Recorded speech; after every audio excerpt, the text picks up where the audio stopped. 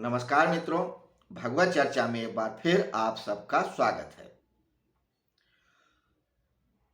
भगवत गीता में योग शब्द बहुत बार आया है और वस्तुतः भगवत गीता में योग का ही प्रकरण है।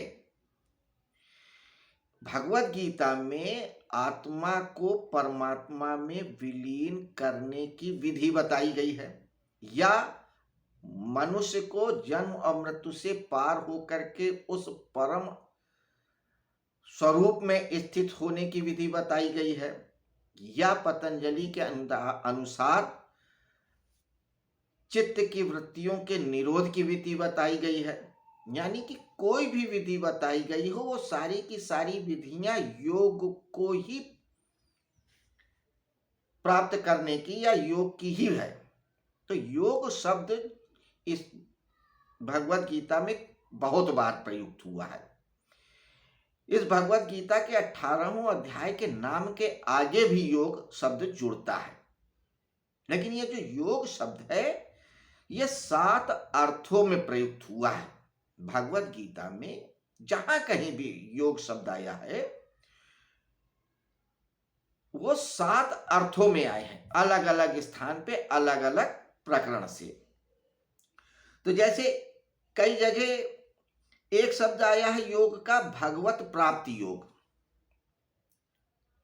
अर्थ जो है उसका भगवत प्राप्ति से है। योग शब्द का भगवत प्राप्ति का अर्थ है कि वो जो परम से सत्ता है, सगुण साकार सत्ता है, उसको प्राप्त कर लेना। और उसको प्राप्त करने का अर्थ है कि जीव हमेशा आनंद में है, परमानंद में ही निमग्न रहता है। वो एक अवस्था हमारे यहाँ पुराणों में, वेदों में, सनातन धर्म बताई गई है कि जब व्यक्ति उस परम सत्ता के साथ आत्म साक्षात कर लेता है या उस स्थिति में पहुंच जाता है योग के, ध्यान के, किसी भी विधि से, तो उस परम सत्ता के साथ वो परम आनंद का अनुभव करता है। क्योंकि वो जो परम सत्ता है वो आनंद स्वरूपी ही है, सतचित आनंद स्वरूपा है। तो कई जगह जो योग शब्द है वो भगवत प्राप्ति से संबंधित है या भगवत प्राप्ति का ही द्योतक है। एक बात। दूसरा है निष्काम कर्म योग। ये भी एक तरीका है जन्म मृत्यु से पार होने का या उस परम का अनुभव करने का, निष्काम कर्म योग। इसमें साधक सारे कर्मों को बिना किसी आकांक्षा के फल की करता जाता है। कोई मतलब नहीं है, वह सिर्फ कर्म करता रहता है। जैसे ग्रह नक्षत्र घूम रहे हैं अपनी परिधि पर, पृथ्वी घूम रही है, तारे घूम रहे हैं, या सारी देवी देवता अपने अपने कर्म कर रहे हैं युगों युगों से, वैसे ही व्यक्ति भी कर्म करता रहता है। अच्छा है बुरा है, फल मिलेगा नहीं मिलेगा, इन सब की कोई चिंता नहीं करता है।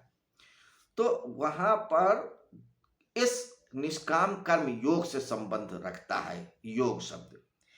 तीसरा ध्यान योग से संबंध रखता है।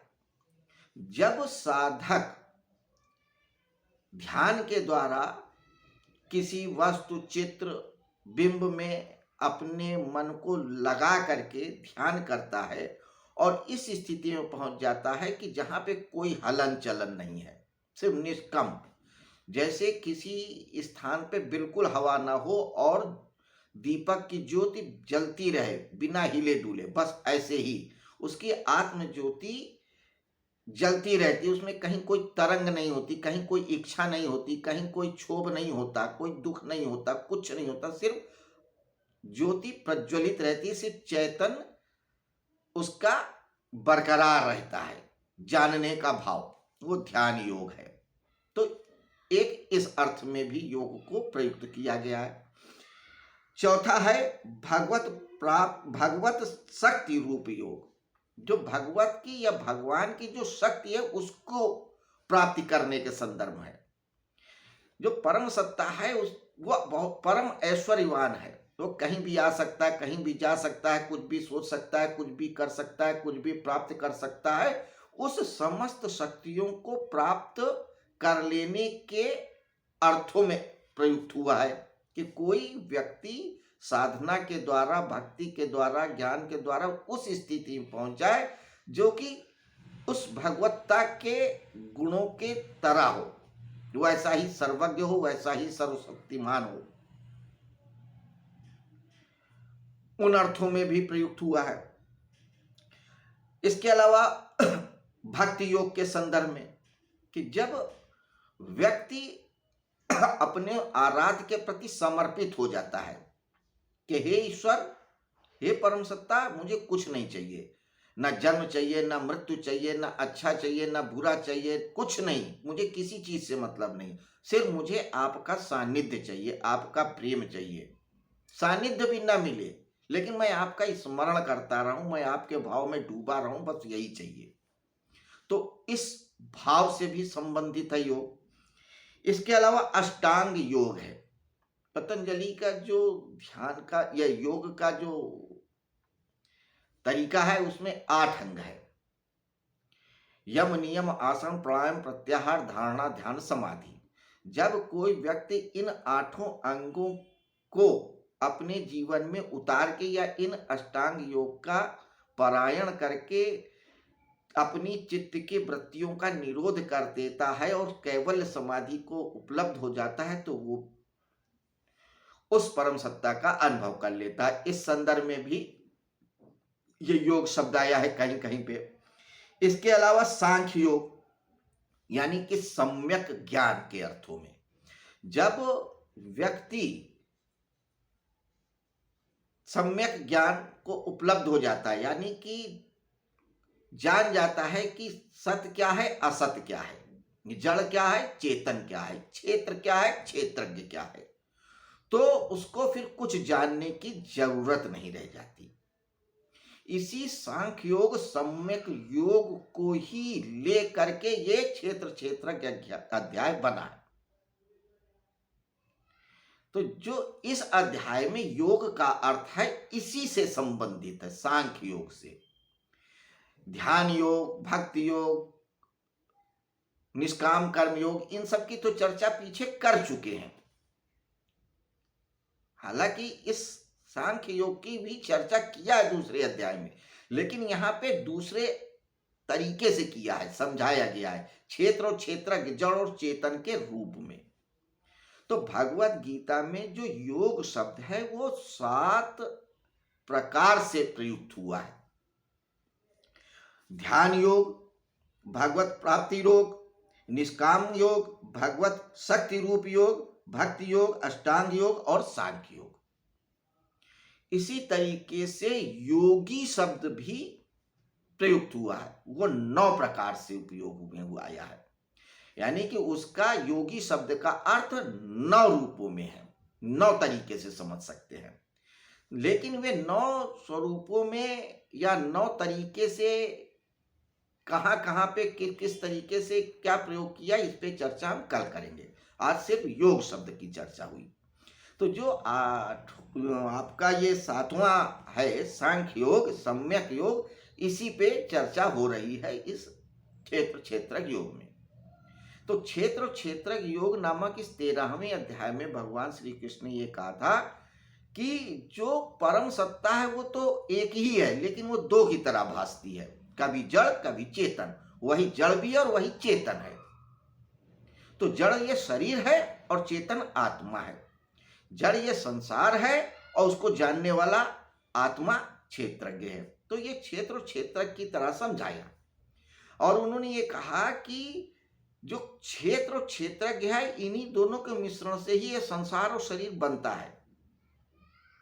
जब जो चेतन है, क्षेत्रज्ञ, ये भ्रांति में पड़ जाता है कि ये संसार, ये शरीर का रचयिता या ये सब कुछ हमारा है, वही भूल हो जाती है कि ये मकान हमने रचा, ये दुकान हमने रचा, ये बनाया, ये किया, वो किया, यही भ्रांति और यही बंधन है। तो जड़ को जड़ और चेतन को चेतन जान लेना ही असली ज्ञान है। इसी को लेकर के हमने अब तक 28 श्लोकों पे चर्चा किया और बताया कि क्षेत्र 24 तत्वों से बना है, इसमें 7 विकार हैं, इनके क्या गुण हैं, क्या प्रभाव हैं, क्या दोष है, ये चर्चा किया। फिर क्षेत्रज्ञ यानी उस चैतन्य के क्या गुण है, दोष प्रभाव, इस पे भी चर्चा किया। तो अब सारी चर्चा हो चुकी है। ये हमने सिर्फ एक बार डिस्क्रिप्शन इसलिए दिया कि ये अध्याय, इस अध्याय में ये बातें हैं। तो आइए अब 29वां श्लोक देते हैं जिस पे आज हम चर्चा करेंगे। 29वां श्लोक कहता है, प्रकृत्यैव च कर्माणि क्रियमाणानि सर्वशा य पश्यत् तथात्मानं कर्तारं स पश्यति। जो संपूर्ण क्रियाओं को सब प्रकार से प्रकृति के द्वारा ही की जाती देखता है और अपने आप को अकर्ता देखता है या अनुभव करता, वही यथार्थ देखता है।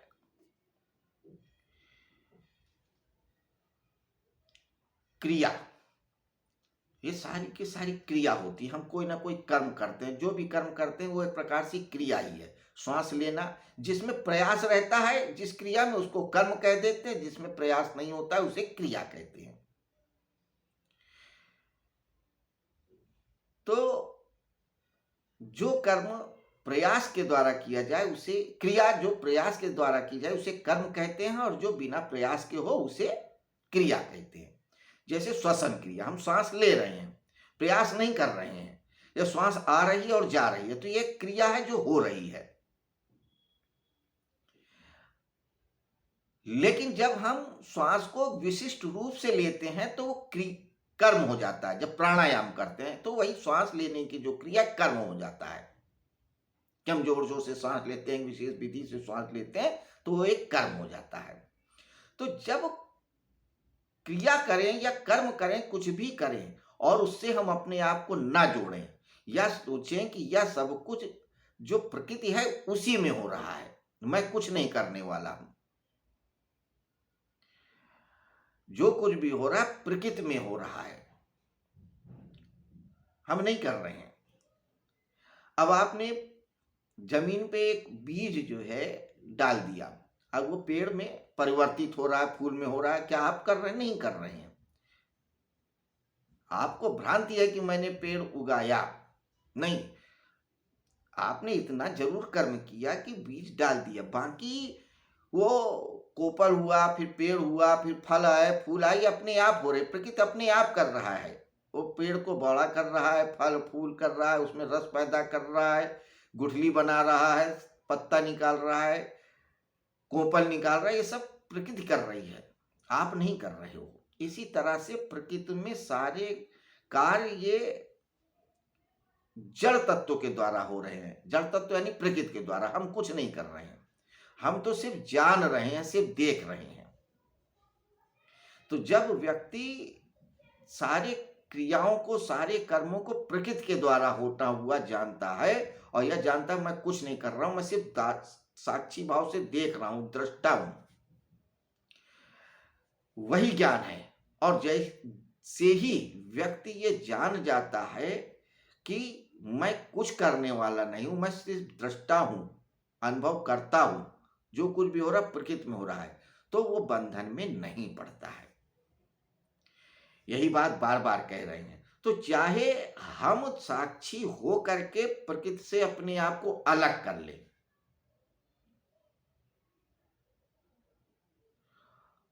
और चाहे हम ये जान लें कि जो करता है, जो ज्ञेय है, वो कुछ नहीं करता। क्यों? क्योंकि चेतन तत्व के जो गुण और प्रभाव बताए हैं इसी अध्याय में, उसने यही बताए हैं कि जो चेतन तत्व है कुछ करता नहीं है, किसी से जुड़ता भी नहीं है, न इसे सुख होता है, न दुख होता है, कुछ नहीं होता। ये तो सिर्फ उस जो प्रकृति में हो रहा है उसका भोक्ता है, देख रहा है। लेकिन जब जोड़ लेता है तभी दुखी सुखी और सारा कुछ होता है, वो तो सिर्फ दृष्टा है। तो उसको डिटैच होने की बात को बता रहे हैं। तो अब एक चीज होती है क्रिया, और एक या कर्म कह लें, और एक होता भाव।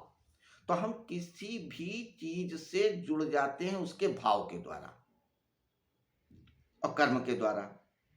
हम कर्म को अपना मान लेते हैं और भाव ये रख लेते हैं कि ये मेरे द्वारा हुआ है। तो अब इस 29वें श्लोक में कर्म को अपने द्वारा न होना बता रहे हैं कि जब ये व्यक्ति मान लेता है साधक कि कर्म मेरे द्वारा नहीं हो रहा, प्रकृति के द्वारा होता, तो भी डिटैच हो जाता है, व्यक्ति मुक्त हो जाता है। अब अगले श्लोक में बताते हैं कि भाव से मुक्ति कैसे हो। कि भाव से भी अपने आप को मुक्त कर ले तो भी व्यक्ति मुक्त हो जाता है। तो अगला श्लोक 30वां श्लोक क्या है, इस पे हम लोग कल चर्चा करेंगे। अभी तो सिर्फ क्या है कि 29वें श्लोक में ये कहा है कि व्यक्ति या जीव मनुष्य अगर अपने कर्मों को अपने से हटा दे, यानी वो यह जान ले कि ये कर्म करने वाला मैं नहीं हूं, सिर्फ प्रकृति कर रही है, सारे कर्म प्रकृति के द्वारा हो रहे हैं, तो वो व्यक्ति मुक्त हो जाएगा। एक छोटा सा सूत्र है, ये सांख्य योग या कर्म ज्ञान योग या सम्यक समझ की बात कर रहे हैं। तो आज हमने जो बताया, योग शब्द 7 अर्थों में प्रयुक्त हुआ है। तो जो 7वां सांख्य योग संदर्भ में, उसी के संदर्भ में ये श्लोक है। बाकी और अर्थों पे भगवान श्री कृष्ण चर्चा कर चुके हैं, लेकिन आने वाले और 5 अध्यायों में इन सब तत्वों की, इन शब्दों की बात करेंगे। लेकिन जब करेंगे तब हम उन पे फिर से विचार करेंगे। इसके अलावा आज एक हमने और बात जानी कि भगवत गीता में योगी शब्द भी 9 अर्थों में प्रयुक्त हुआ है। ये कौन कौन से 9 अर्थों में प्रयुक्त हुए हैं, ये हम कल चर्चा में देखेंगे। ये छोटी छोटी जानकारियां हैं, स्टैटिस्टिक्स हैं, जिनको जान लेने से क्या होता है, भगवत गीता को समझने में आसानी हो जाती है और कुछ नहीं है। क्योंकि चीजों को स्मरण करने की एक टेक्निक होती है कि इस टेक्निक से अगर हम किसी चीजों को ध्यान में रखेंगे तो स्मरण हो जाएगी और हम उसका उपयोग कर सकते हैं जरूरत पड़ने पर। तो इसलिए हमने इस स्टैटिस्टिक्स को बताया कि भगवत गीता में योगी शब्द 7 अर्थों में प्रयुक्त हुआ है और हम लोग ये 13वां अध्याय है जिस पे चर्चा कर रहे हैं। इस अध्याय का नाम है क्षेत्र क्षेत्रज्ञ योग। क्षेत्र माने शरीर, क्षेत्रज्ञ माने आत्मा, क्षेत्र माने संसार और क्षेत्रज्ञ माने परमात्मा। तो जब क्षेत्र यानी जड़ को और चेतन यानी आत्मा को या परमात्मा को, परमात्मा तो जानता ही है कि हम उससे असंग रहना, असंग होता भी नहीं, आत्मा को जानने की जरूरत है। जब वो अलग अपने आप को मान लेता है जड़ तत्व से तो मुक्त हो जाता है। तो मित्रों, कल फिर मिलते हैं हम लोग इसी समय 30वें श्लोक पे चर्चा करने के लिए। नमस्कार, शुभ रात्रि।